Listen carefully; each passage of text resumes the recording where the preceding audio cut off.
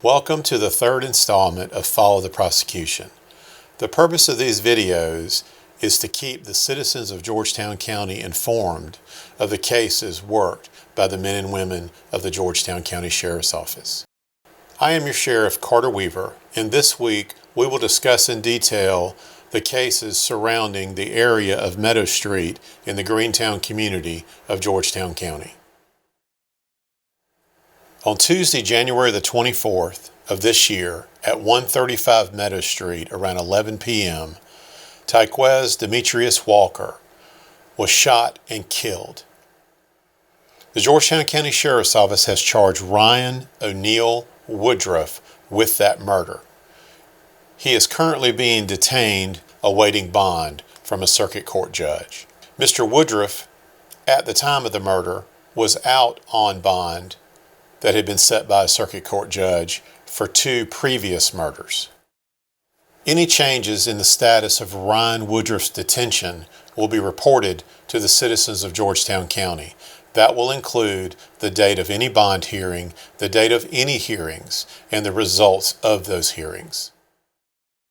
The murder occurring on January 24th, Woodruff was arrested on January the 25th, and his grandmother Edna Daniels was arrested on January the 27th.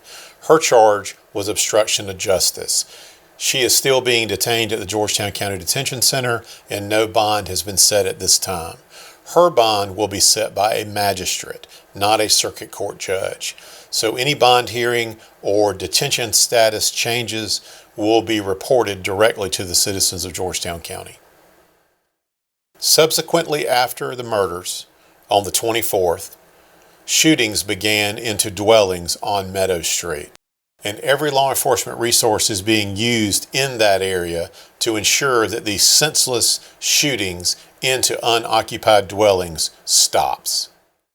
Crime saturation in that area has resulted in numerous traffic stops, traffic violations, drug cases, and arrests since the shootings have occurred. One of those traffic stops resulted in taking handguns off the streets of Georgetown County, and the subjects arrested in that traffic stop are Kaylee Marie Taylor Green of Myrtle Beach. She was charged with driving under suspension. Jackie Shari Tavares Green, also of Myrtle Beach, charged with open container in that vehicle. And Shamal Datron Gamble of Andrews was charged with the unlawful carry of the pistol. Kaylee Green, who was charged with DUS, received a personal recognizance bond shortly after the charge, and Jackie Shari Tavares Green, with the open container charge, also received a personal recognizance bond. Those two were no longer being housed at the Georgetown County Detention Center, and Shamal Datron Gamble, who was charged with the unlawful carry of a pistol, he received a $5,000 cash or surety bond and is still being housed at the Georgetown County Detention Center. Crime suppression efforts from the Georgetown County Sheriff's Office were successful in that area up until the night of January the 30th. While deputies were in the area, marked units, undercover units, and technology being present, guarding that area and monitoring that area, we had an individual dressed all in black come out of the wood line in the darkness of night and fired a few shots at a residence on Meadow Street. Deputies were about 100 yards away when they saw the individual. A foot chase ensued, and they just as easily lost him in the dark. I can tell you right now, we know who that individual is. He lives close by there, and I can promise you we're going to do everything in our power to prove that he was the one who fired those rounds that night. It is my job as your sheriff to reduce crime by making arrests in cases such as these. But it's also my job to reduce the fear of crime.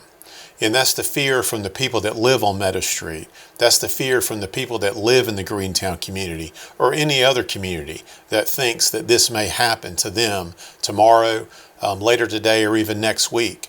So I see the fear of crime in reducing that just as much my responsibility as any other responsibility. That is why the men and women here of the Georgetown County Sheriff's Office will not stop until activities like these are quashed and people are held accountable. and to ensure that consequences follow. Thank you for your time today, and please remember, we cannot do this alone. We have to keep the communication channels open with our community. That is why, whether it be through social media, through our tip line, or through calling the office or dialing 911, please communicate with us with anything in your community that doesn't look right, it doesn't sound right, or you're just not sure. That is why we're here. We're here to serve you. So continue to call us, and we appreciate all your assistance in every case that we've discussed.